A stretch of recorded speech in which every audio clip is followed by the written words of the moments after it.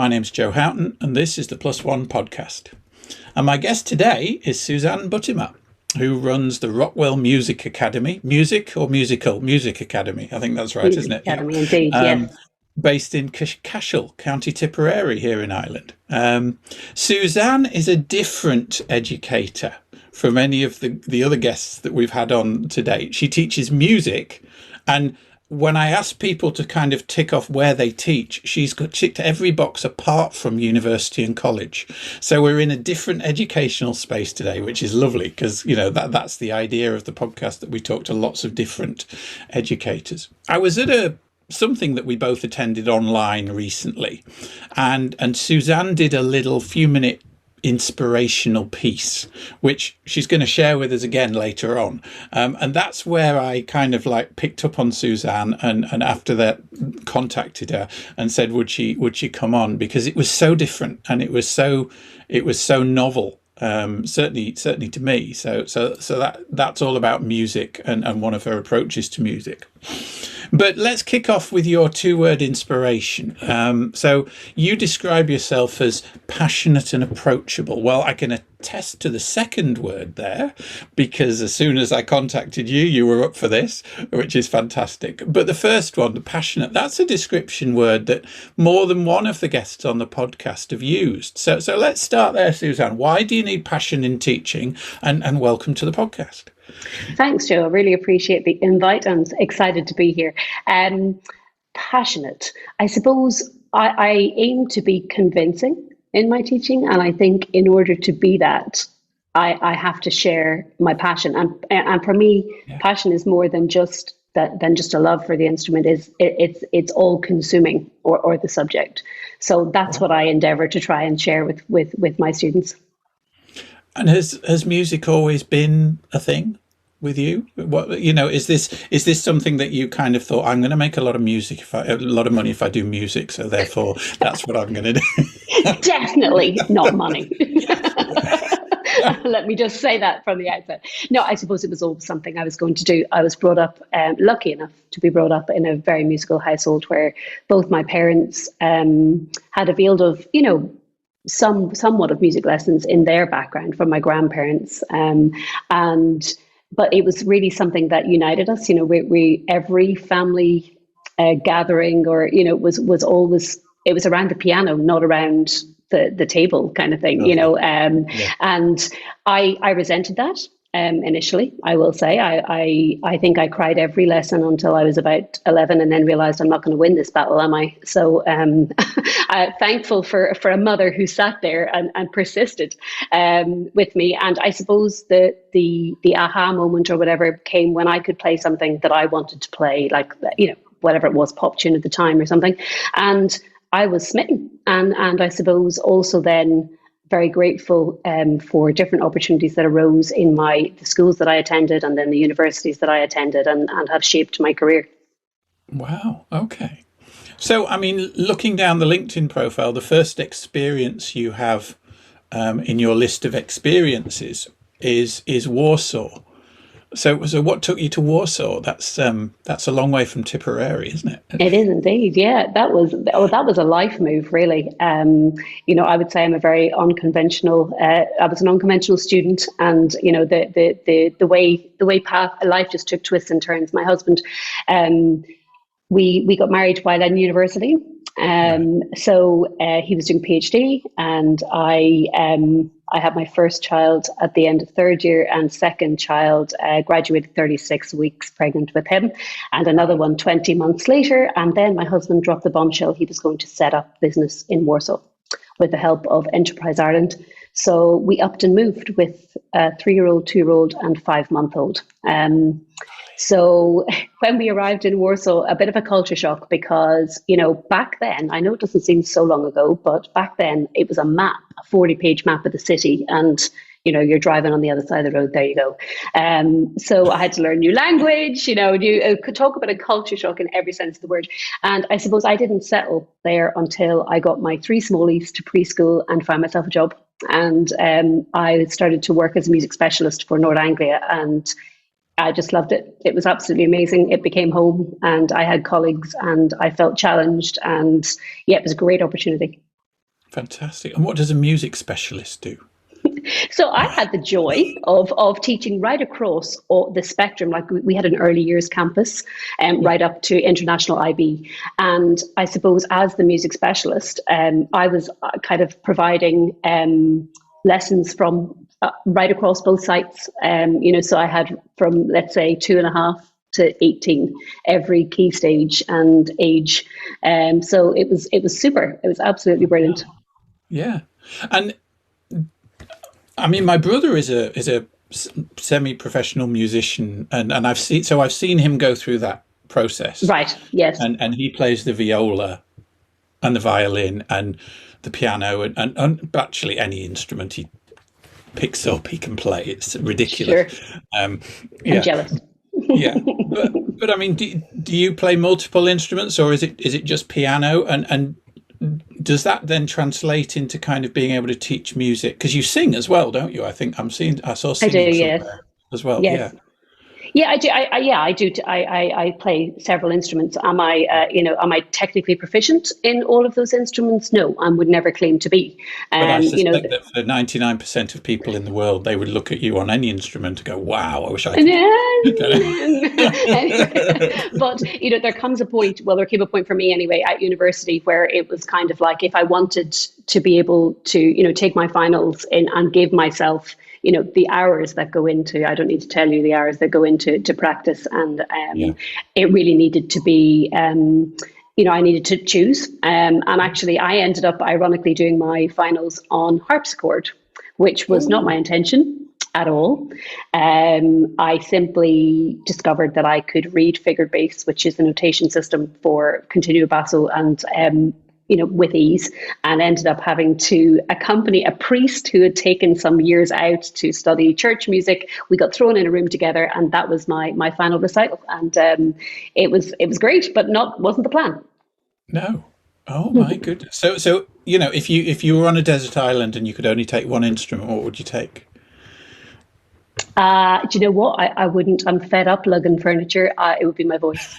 Yeah. It would be your voice. Yeah. Yeah. If you can use that Exactly. anytime. Yeah, that's it. Exactly. Yeah. Yeah. And it's an amazing instrument, isn't it? True. I Lots to mean, learn, though. I've done a Yeah. little bit of singing, but I mean, nothing particularly, particularly good. But yeah, I it's a have to give us a wonderful thing. party piece. Oh no, no. Am I I allowed to do remember. that? To turn I into remember yeah. years ago we were doing some fundraising for Pieter House in the early days of Pieter House, and we'd done this. We'd set this concert up in Christchurch, and I had a singer booked, and she was coming and everything, and she was going to sing Hallelujah about halfway Lovely. through, and she rang me 40 minutes before, and she'd broken down in the rain. She was, too far away to get there. So I ended up having to do this piece on 40 minutes notice, having never practiced it with the organist. Brilliant. I love it. Yeah. The But I mean, spontaneity of that. Fab. yeah, yeah. But I mean, the performance is a wonderful thing, isn't it? And I mean, I think you come back to this later on in your plus one, that you Yes. need to perform, you need to Yeah. project yourself. There's Yes. something very authentic about performing, as well as kind of something. It can be a persona, can't it? But it's got to come from inside. I don't know. Yeah, There's I agree. dichotomy There there, is. isn't There's there? a bit of a juxtaposition there. Absolutely. And I think that, for performance, I was thinking about this as I was out walking the dog this morning. Performance is really like you get a natural high from it. Yeah. I'd say in your experience of singing, I know you're saying it's limited, but there is. Why are you drawn back? Why do you want to do it? It's a bit like someone that runs marathons. Not that I know anything about that, but let's face it. Scientifically, it's Yeah. releasing the same endorphins, whatever. We're getting that natural high from it, and that's something I don't think people acknowledge enough. We should all be performing. Yeah. I mean, the way I've always thought of singing is I'm never unhappy when I'm singing. True. It's almost impossible to be Yes, unhappy I when you agree. sing. isn't it? I actually use that in a warm up, like try sing, but while you're while you're Yeah, complaining. It's a bit of a yeah. different tonal type. Yeah, It is, yeah, isn't it? Yeah, yeah, yeah. And yeah, I must admit, indeed. when I'm having a down day, one of my techniques, if you like, for getting myself out of that, Yes, one is go for a walk with the dog. Now we have a new dog puppy now downstairs. lovely. But previous to that, it's always been, yeah, sing. Just put something Yeah, on. It might be Dancing Queen or what. It yes. doesn't matter. But just put something on and sing. But isn't that not where it's acclaimed across the world? Or that Friday feeling is putting on the Yeah, tunes, isn't it, in the kitchen? Like it's yeah. it's to be life is to be celebrated, and music is very much part of that. Yeah, yeah, and I love the fact that you've come on because I wanted to include music somewhere in the podcast. So when I saw what you showed, I thought Brilliant. yes, we can do this. We can do This this. jigsaw puzzle will come together. Yeah, indeed. So I mean, the Great. podcast is around innovative educators, and you do some innovative stuff because I'd never seen what you did before. And I think you're going to maybe show us that now with a tune and whatever. Uh, so what's this thing you call it? What, graffiti analysis? Is that what you Yes, call it? that's what I call. It's a very technical term. Yeah. And can I just share my screen with you there? Would Please that make? do. Yeah, Yeah, yeah, that's absolutely. fine. One Yeah, second let's see here. how we go. So I thought I would share with you what I call the graffiti analysis using a very familiar tune. That this is recognized worldwide, regardless of what language you speak. And I have testament to that, having worked abroad as well. And I suppose I thought I'd take you through, because it's short as well, I'd take you through the process. But obviously, this, what I'm calling graffiti analysis, I would use the same technique to apply that to a Beethoven symphony or Right. whatever. It doesn't matter the length or the breadth of the work. And I use the same formula because for me, I'm obviously a very visual learner, Mm. and sometimes when you see sheet music, it can be very overwhelming. You have 50 parts, and Oh, it's it's huge. just so too many dots, isn't it? Yeah. Yeah, and it's like, whoa, it just looks like a barcode gone wrong. And so I think I try to make it accessible for everybody. And very often I work in community choirs and things like that, and I'll often try to explain it's not essential to read the music if I can just highlight for you what I call this graffiti, sense color coding, if you like, the Yeah. points that I want you then to be able to translate or to interpret. So I suppose ultimately the end goal is maybe about expression more Right. than just being able to read what's in front of you, because that's a technical ability, isn't it? Do you know what I mean? It's for Yes. me, it's about the interpretation and how we can express something. Because as a singer, we can sing in our speech voice, which is essentially nothing. Like if you think of Yes. a child learning to read, and they use those Biff and Chip books. I don't know if you know those, when they go on a magic adventure, and I Mm. often use that, and I'll say, Biff and Chip went on a magic adventure. Yes, Well, that's right. I have read what's in front of me, but my goodness me, Mm. the poor audience is asleep. So we have to apply this expression to the music. So And the first thing, people seem to have people, well, singers. yes, I'm very often struck by when somebody opens their mouth to sing, what comes out is totally different yeah, to what comes out when they're speaking. It's like yes. there's this different set of lungs inside them that they're kind of Yeah. it's amazing. Isn't Yeah. it amazing? Isn't it Yeah. amazing? Like people that can sing devoid of accent and all that type of thing. I'm not talking, of course, there are folk singers who are true to their set, Yeah. their own But I accent. But remember I remember when I first saw Adele, you yes, know, and that was before she'd lost all her weight, but which doesn't yeah, matter either way. But I mean, sure, and her voice just was completely unexpected to me. yeah, yeah. And yeah, and who's the lovely French, the old French singer, Je ne regrette rien. Again, what did they call her? The Sparrow. She was Yes, tiny.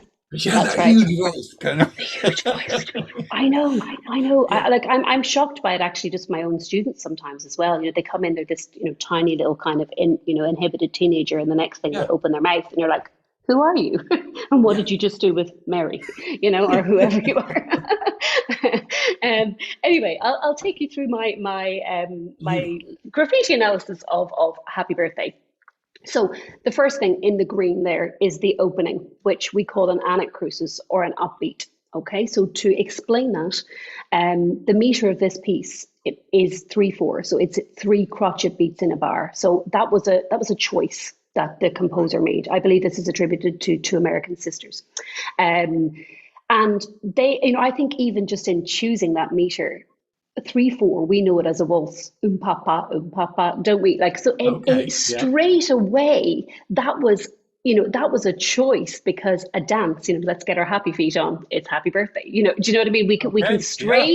we can straight away get into that mood or the character that they're trying to portray. So this Happy Birthday, if you like, when the conductor would go indicate the speed, let's say, to whoever was going to play this, let's say an orchestra was playing it, they would go 1, 2, 3, 1, 2, happy, right? And you Right. see what I'm doing there with my hands. Yeah. The happy is the anacrusis, it's the upbeat, It's right? the up. Yes. Okay. Yeah, but notice what happens. So if we sing it, so 1, 2, happy birthday to, right? What I have done straight away, that anacrusis is actually an invite, isn't it? It's It inclusivity is, in isn't it? music, is what it is. Come It's go in. and sing it with me. 1, Yeah. 2, happy, yeah. And it's like they Yeah. want to, yeah, they're inviting, they're welcoming people to the party. So that's the very first thing to note here, that anacrusis.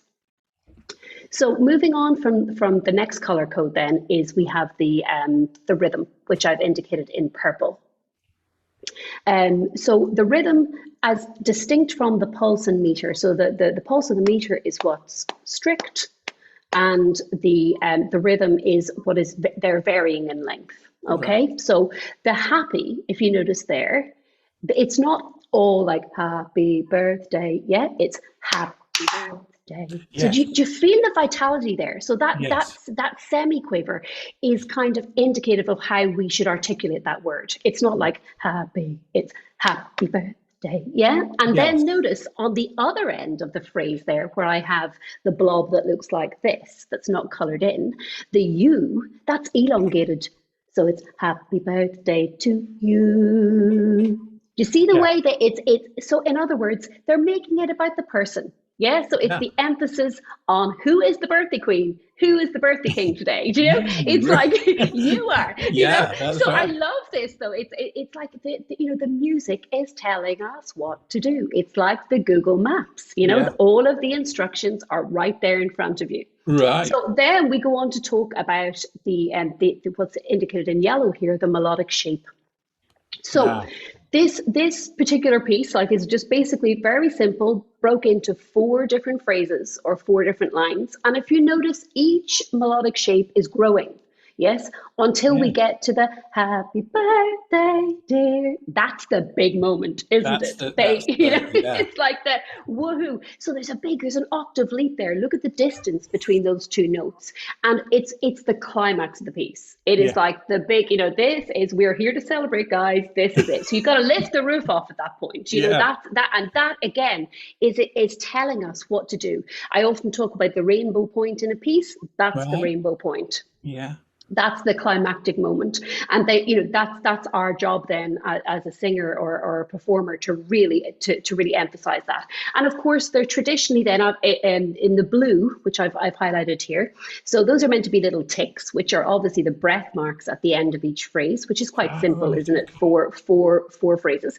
But if you notice, on the end of that third phrase, I've used a fermata, which is a pause, essentially. So when we Right. get to the dear Joe, well, we're all going to stop, aren't we, for a moment, and go woohoo, and then we sing the grand finale, the last line, all over again.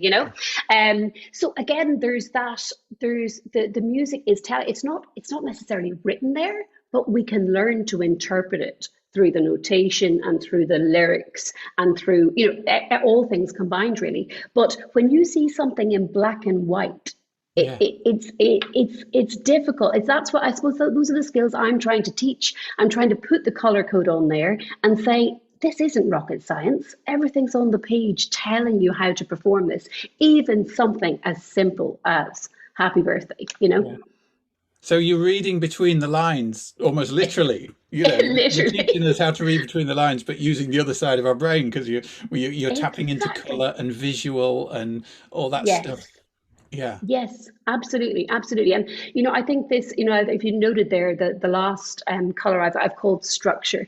And of course, the structure is, certainly when I was younger, I used to think that composers literally got a paintbrush and a bit of black paint, flicked it at the page, and wherever the notes, landed, that was music. Yeah.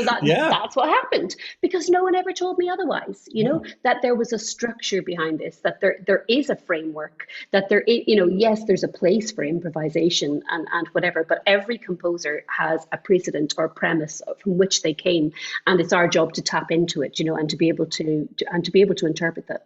Yeah. It's been really interesting hearing that because my brother got into music about a year ago. My middle brother, I'm Okay. the eldest of three. And Andy has never played an instrument in his life. He's never really sung. I mean, although we can all sing, but he's never really, sung. Or whatever. But Sure. he got himself an electronic keyboard, and he got himself, the computer deck thing, and he's now composing his own music. But Class. he lays it down track by track, and it's Track. really interesting seeing how his early ones were just, three or four tracks, and there was a beat, and then there was a bit of a rhythm going on, and then there was maybe some flowery bits at the top or whatever. But Sure. now he's got like 20, 30 tracks going on, and it's kind of, quite complex and stuff. It's But just it's really wonderful. interesting.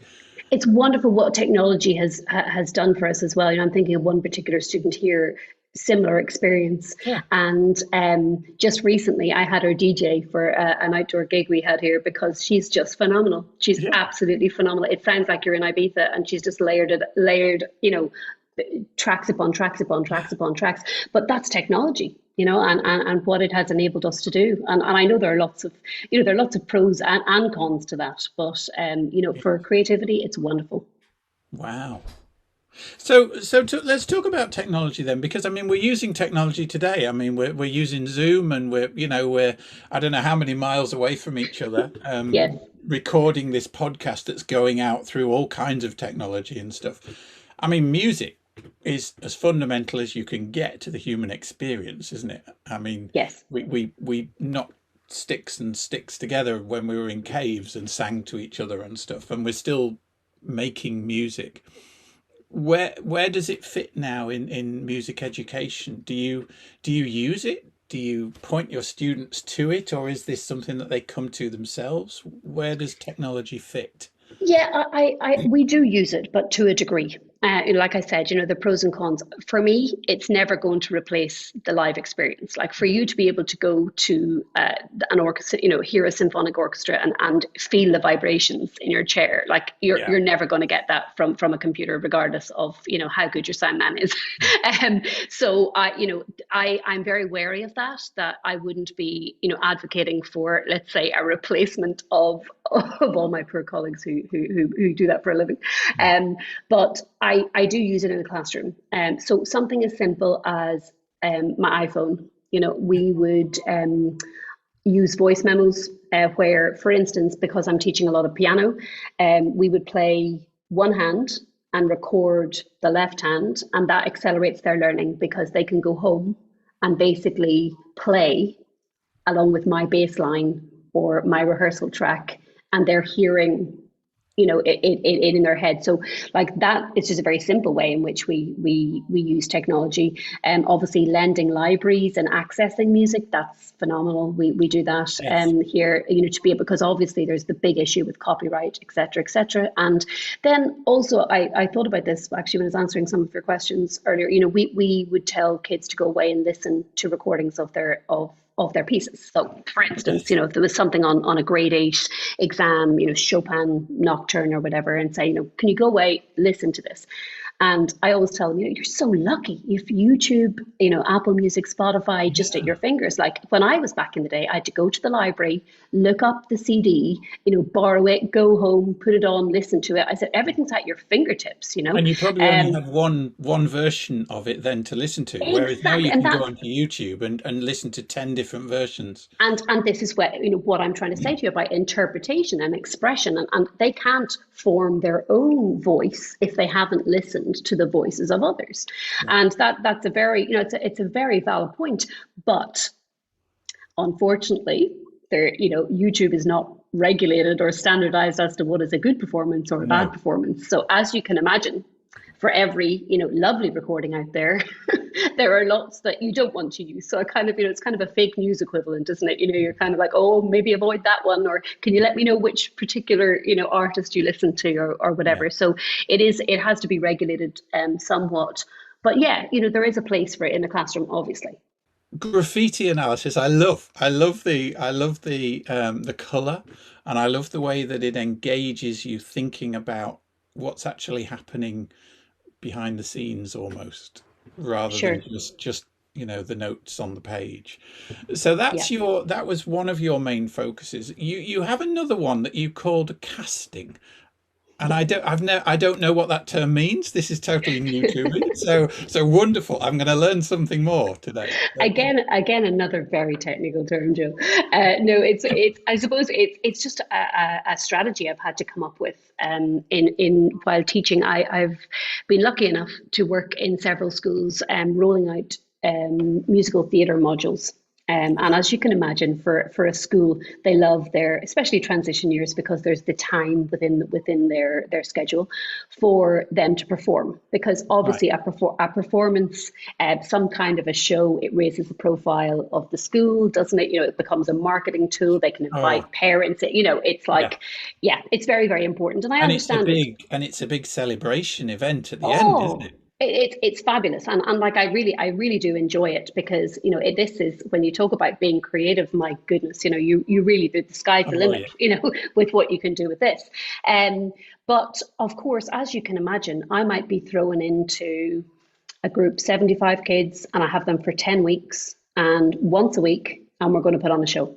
Yep. Well, I don't know their names, never No, mind their musical ability, never mind have they, it's like, it's okay, like so we have herding to come. cats, isn't it? Yeah. It's like I have to come up with a strategy here, and out of sheer kind of experience. So what I tend to do is I actually implement the Irish Board of Speech and Drama's syllabus here, where they do a musical theatre ensemble exam. So the minute that they understand that this is a kind of an assessment based on a group, that it's teamwork at its best. Yeah. So I obviously set very clear parameters there, that this is not just come in and sit in the corner. You must be engaged, because we're all being marked here. That helps.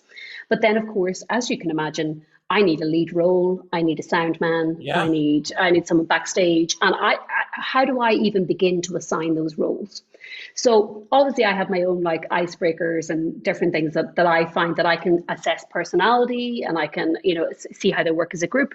But then I just love what happens with peer assessment. Like I start throwing out questions, and I'm like, so who here can draw? And think, oh, Peter, you're a great drawer. Yeah, I saw you. No, no, no, no, I don't do that. I don't do that. So all of a sudden, just by asking questions, they're casting themselves. They're going, Yes. well, so and so can draw the backdrop.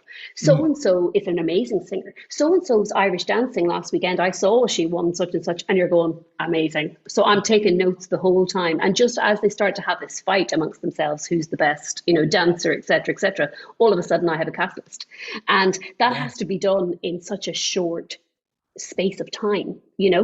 And then also it allows me to tap into their interests. So I'm okay, I've picked up that so and so was Irish dancing. So I'm going, okay, well, how can I somehow incorporate their already acquired knowledge and skill into whatever dance routine that we're going to do as part of So you're going to make that dance routine an Irish dance yeah, routine now, sure. Or whatever. that you have this accumulated learning. It's simultaneous learning. It's amazing. And I've thought about it lots, and how every time I go in, I'm like, this will never happen. And of course, on the 10th week, it happens. It does. The show must go on. The show must go on. Yeah. and it does. And every time it works. And I just thought that really can be applied to any classroom situation. Why are we not doing this right from the outset? So, who here can whatever, and start to assign those roles and give the student perhaps ownership of whatever that task may be. And that could be relevant in any subject, in any subject, finding where their strengths and weaknesses are. And really that's actually, student led at its best, isn't it? Absolutely. So, there's a fear, I suppose, in some educators, myself included, when I started doing this, that when you move away from sage on stage, where you're the fount of knowledge and you're handing down the tablets of knowledge to the waiting masses in front of you, if you like, you lose control. Yes. And what if I don't know the answer? What if I don't know everything? How am I now going to be perceived?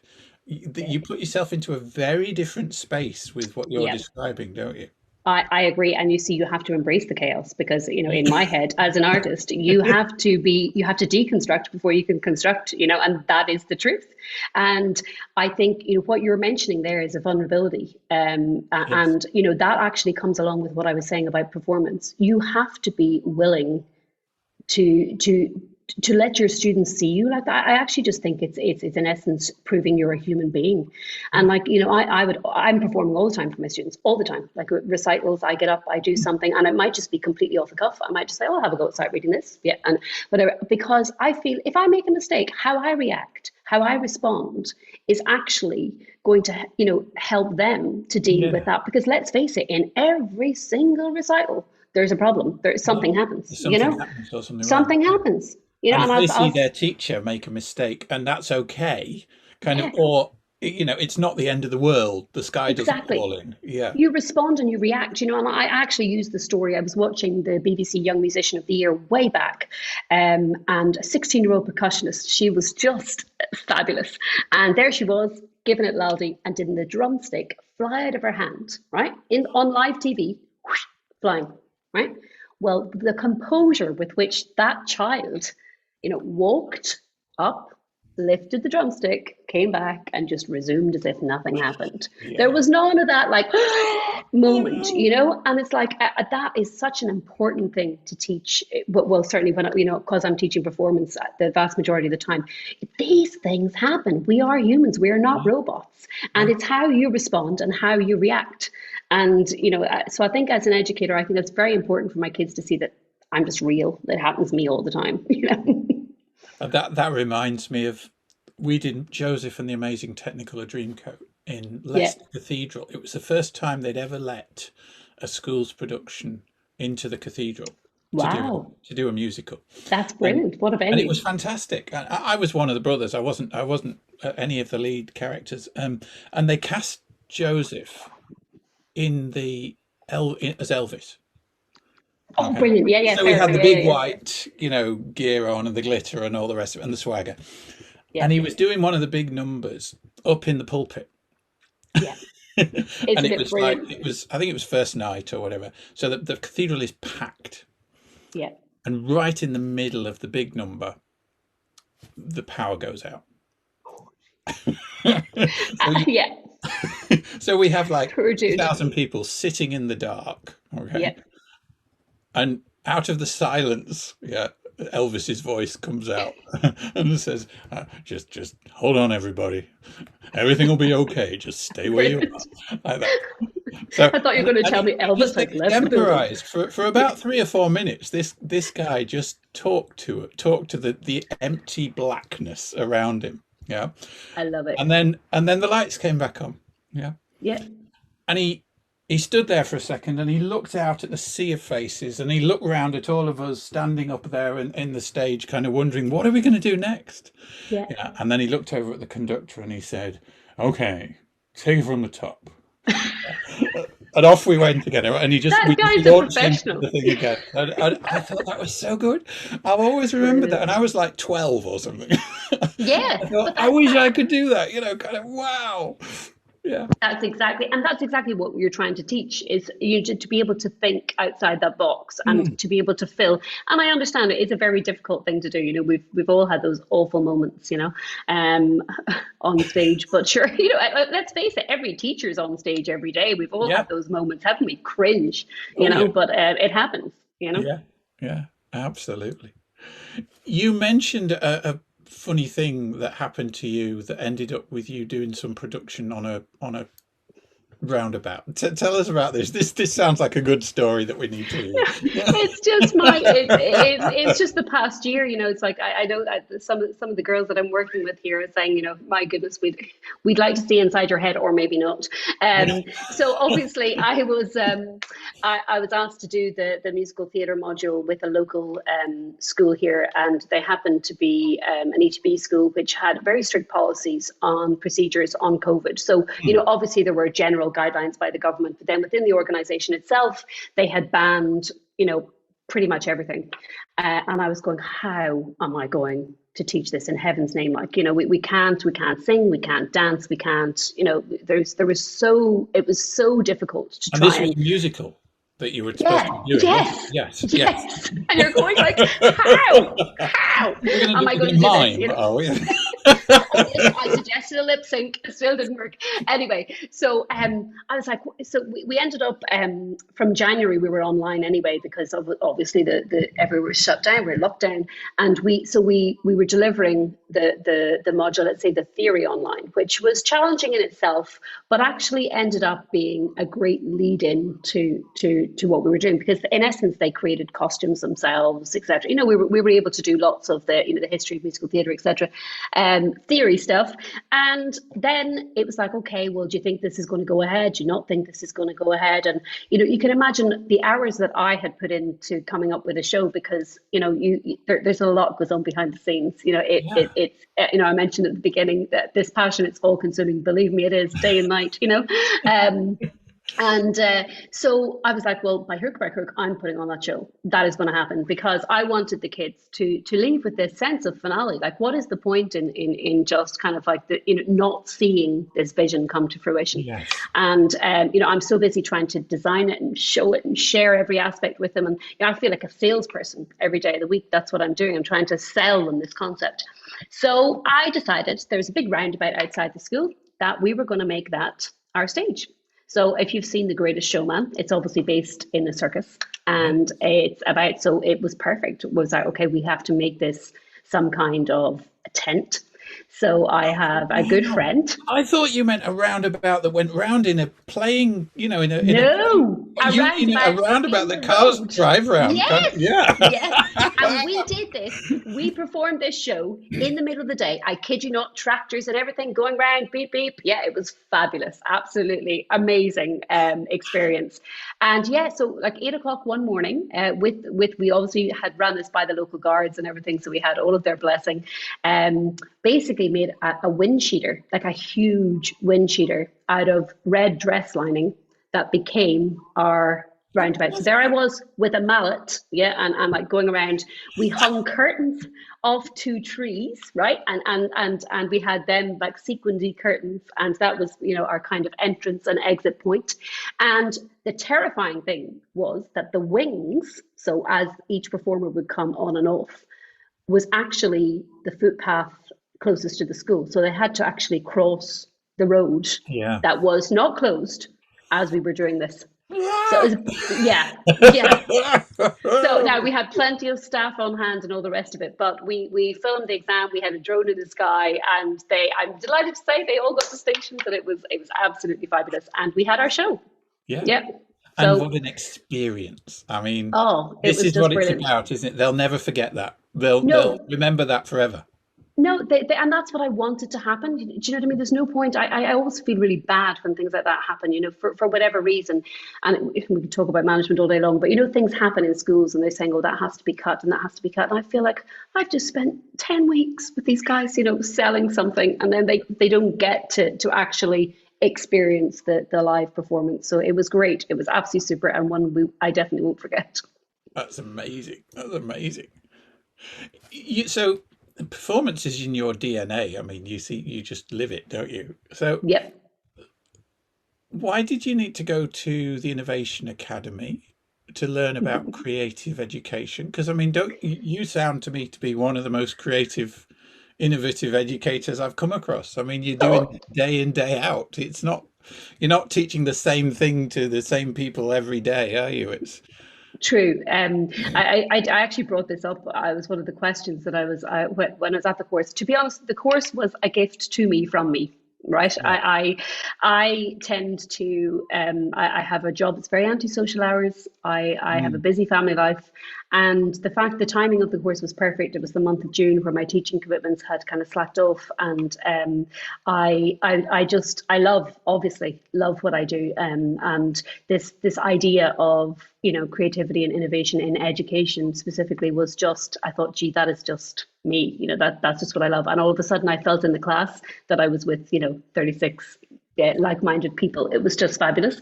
But I think the difficulty for me and why I needed the course was that when you have no confines, no parameters, and even in my case at the moment, I obviously am running my own school. I do work for other organisations as well, in different capacities. But for the most part, I'm my own boss. How do you put structure on that creativity, and how do you design the curriculum that it doesn't just become out of control? Do you know I'm talking about embracing the chaos, and I'm laughing about that, but like yeah. realistically, I that is a big fear of mine, that it would just all become about the visionary and the dreamy, and Yeah. there's no substance to it, Mm, and I really, and I yeah, that's why I went for the course. right. And what have you got out of it?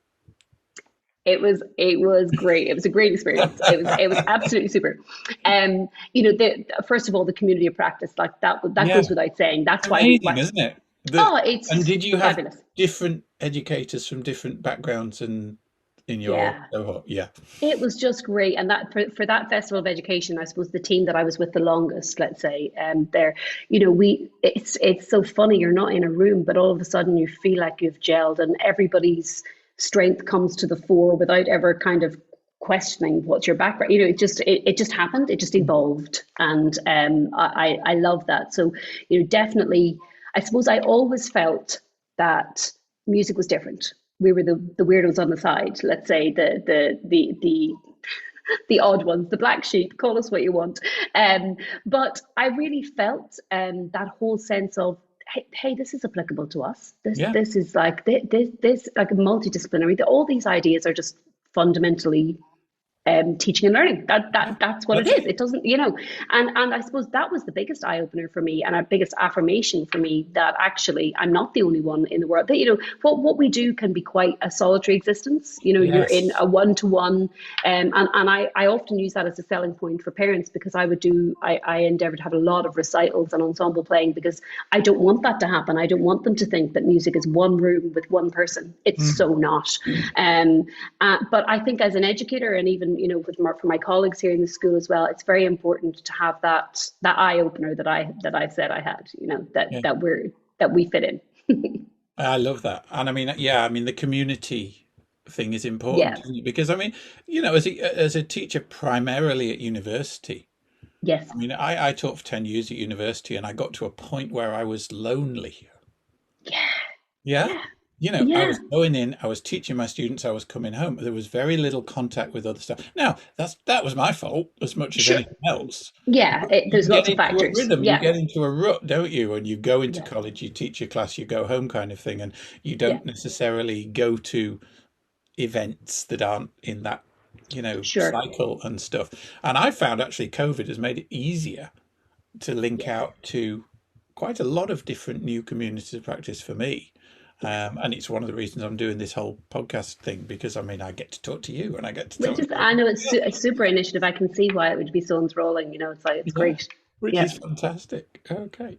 So the diploma was one of the steps in your personal CPD. Yes. And you also mentioned something about a methodology that I'd never heard of. Dalcroze? Dalcroze? Dalcroze. Yeah, Dalcroze? Dalcroze. Do Yeah. tell. So I've very limited knowledge of Dalcroze. Is one of those things you always hear people throwing words out and Yeah, and whatever. I've But never heard it. So great. my my understanding of it is experiencing music using your body, like it's a whole body experience. So as I say that, they teach music through movement. So and it's a lot to do with kind of your rhythmics and yeah, I think it's fascinating. Obviously, it can apply to any age and stage in life. I would have been familiar a little bit with it through early childhood development, where which obviously we know when you're trying to develop certain skills, motor skills, etc. With kids, we would use it, but it's obviously applicable right throughout life and a method of teaching. So it's something that I would really like to look into. And I suppose, as you've just said, COVID has made it a little bit easier for us to tap into these things. I hope that I can. Because we don't physically have to, be on location, let's say. So the course that I'm looking at doing in the UK may be possible for me to do it while here. Fantastic. Wow. And I love it because you're still learning. You're still looking for new stuff. You're not just saying, I know my music. I can teach music. That will never be me. I have the other problem, Joe. Yeah, I really do. I have. It's like there aren't enough hours in the day for me, unfortunately. I'm No. always at something. Yeah, absolutely. It's crazy stuff, isn't it? Wow. Right, I'm going to pick one of your five questions here, and then I Yeah, know we're running out of time. that's fine. Yeah. Oddest instrument encountered. Yeah. Tell us the story around this and what. Yeah, it's not even a story. It's just when I was trying to think of questions, that you could be. I suppose, where did this come from? It's one of those moments, where I was intrigued. That's what I was really trying to think about myself in the classroom, and I was down in UCC, and Mel Mercier was playing the Bones, and I remember just sitting there. Well, first of all, he's a phenomenal player, but to just think that where those came from. Let's think about that. You actually mentioned earlier about music being a fundamental human thing, and Yes. back to the cavemen and all the rest of it. I suppose that's really what was so shocking for me that day. I was like, wow, when you think about this, what he's actually doing, playing the Bones, And when and you say obviously. playing the bones, there'll be people who don't know what you mean. I don't know what Sorry, you mean. yeah, yeah, So sorry. So explain what the bones are, because I should I explain. assume they are bones, are they? Yes, they are bones. Yes, so animal bones. So you would be. I think I when I was saying in the question there, it's like bones/spoons, because I believe it's the same kind of approach. So it's animal bones Right. played between the fingers. Yeah, so Okay. they play between the fingers, and there's obviously a really, really difficult technique that creates very fast rhythmic patterns A bit based like the on that. boxing players with that Yes, in their fingers. Yeah. indeed, Yeah. indeed. So that in essence that's what they do. So like for me, that was one of those moments where I was like, wow, and I obviously had lots of questions in my head, like as to how did this even happen? Who decided one one day to I'll have a go at this, and Yeah. then how was that notated, and how is that growing to me getting a lecture in UCC on and I know Mel is now in UL and obviously ethnomusicology and studying music of other cultures is huge for him. But Fantastic. yeah, Yeah. it's a really big thing. But I suppose to go back to that initial like wow factor, when I lived in Poland, because we're in an expat community, you'd be sharing things like, oh, so there's an English speaking swimming instructor, and there's because you're always looking for, so we passing around numbers for birthday entertainers. So it's just like you could, this clown that you could hire for your kid's birthday party, and his show was playing the spoons. Well, Oh, right. my goodness me. That guy was not a clown. That guy was a phenomenal musician, It like was amazing. Yeah. unbelievable. And he literally, obviously was entertaining kids, but it was just fascinating because all I could think of was back to Mel and the Yeah. Bones and how that they were ultimately doing the same thing. And I suppose for me then, as an educator, and how I bring that to the classroom, I think really what we're describing is a curiosity. Like, you're always wanting to nurture that. Like, they're coming and, obviously 90% of my teaching, my examining or whatever is the piano. Like, everybody Right. wants their kid to learn the piano. And teenagers, it tends to be guitar, or whatever, or maybe the drums. But, there's I want the kids to explore instruments outside that. How can we say, even culturally, that we in Ireland here, we want to have a national symphony orchestra, but actually we only teach piano, guitar, and drums? Yes. We There actually are other have to. instruments that we need for an orchestra. We Yeah. have to nurture that curiosity and and actually bring that. And most kids have never seen a double bass. I recently just bought a bassoon off an ex-professional player in the UK, so that we have it here, that the kids can see what that is. My own son plays the tuba, which is obviously, again, an unusual instrument. I mentioned earlier that I did my finals on harpsichord, and Yeah. my husband bought me a harpsichord for my 30th birthday. Oh, And so we have this at home. And like, for me, like when you're teaching Bach, for instance, right, and it's on grade 8, and you're there, it's on the piano syllabus. Well, hang on a minute. The piano wasn't even no. invented when that dude was Played on around. the So how harpsichord. can Yeah. we? So you're like, right, guys, you have to play on this to kind of get into that mind frame, like what the composer had heard, what the composer had intended, and so on, and make it really authentic. So, like, I suppose for me, I think that was a really big thing. It's really trying to capture that curiosity and always trying to engage your student with something else when you feel that period is coming where they're a bit like, okay, this again, that you need to give that injection, reignite the fire somehow, and that's a Yeah. great way of doing it. Yeah. So, I mean, we've talked about it a little bit, but your plus one for other educators was Mm-hmm. perform for your students. Yeah. Yeah, Is it so important that they see you perform? I think so. Like, I think so. I certainly think it's my personal strategy. I think it's really, really important for them to, if you want a student to open up to you, you have to open up to them. Yeah. And that's basically it. It's a form of communication. Mm. And I also think it's you mentioned earlier there about how it's difficult to hand over that control, or that you would feel vulnerable as an educator to do that. But I actually think it's quite empowering as an educator to do that, because you all of a sudden you have the room, you have the audience. Do you know, like, if your class see you perform, and that it doesn't, I'm not saying do this every day, obviously, but if it becomes that, like, wow, there's that engagement, there's a respect there, that and it can be, it doesn't even have to be in any formal sense, but I also believe that the performance should be a challenge. What use is me performing for my kids, and every single time that Suzanne's going to sit at the piano, she's going to play the Moonlight Sonata? Yeah. Okay, Yeah. we're bored of that now. So let's go for something else. So, like, say it would be, I don't know, a language teacher, say, for instance, and they say, right, okay, this week I'm going to mix it up, and I have challenged myself to translate Ed Sheeran's whatever. Yeah. And you have a teenage room. You have the room because they're like, you have picked material that they They know instantly the recognize. lyrics. They They know the know that that's song. going to be Yeah. a challenge for you because you don't necessarily listen to him, and all of a sudden they're eager. They're like, oh, even if they want to anticipate you're making a mistake, they want you Yeah. to trip up, they want you to do it. But, like, I just think there's Got the something connection. so, yeah. There's something so fundamental about that, and for me, I think it's really important, and I don't see enough of it, if I'm completely honest, in schools. That I don't, there tends to still be very much the preachy lecture type of teaching going on, rather than this performance.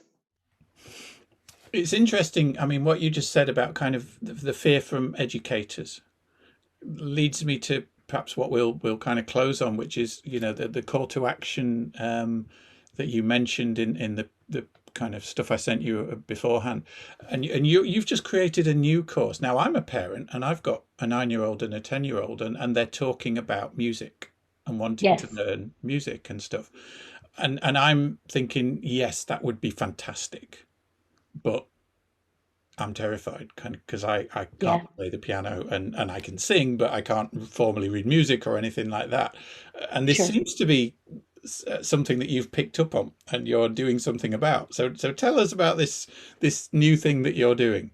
Yeah, I suppose again, this has just come out of experience. Like, for instance, if I'm from the north of Ireland, and my own kids have had to learn Irish. Okay, well, obviously, I wasn't Yeah, taught mine Irish at are. And school, I mean, I'm right? just like, it's And I'm just like, terrifying, isn't it? Yeah. I'm there trying to find every app under the sun, Mm, and I'm trying to ask the spellings, and you're like, yes. oh, here, it's actually becomes a frustrating part of the homework process, and obviously parents ask your advice a lot, even right back to what instrument should I choose for my child? Yes. Well, like I don't have a crystal ball into your home to know what instrument your child is, but all I can do is share my insights with you. Do you know what I mean? And I suppose I have maybe didn't have the confidence before because I thought, well, what could I tell people? But actually, I suppose I have an informed, how many 20 something years of teaching now where I can actually say, well, if your child has difficulties with coordination, the piano's not for them. It's No. two hands, you're doing your and then Yeah. feet, And and you're feet. doing all of that at Yes. the one time.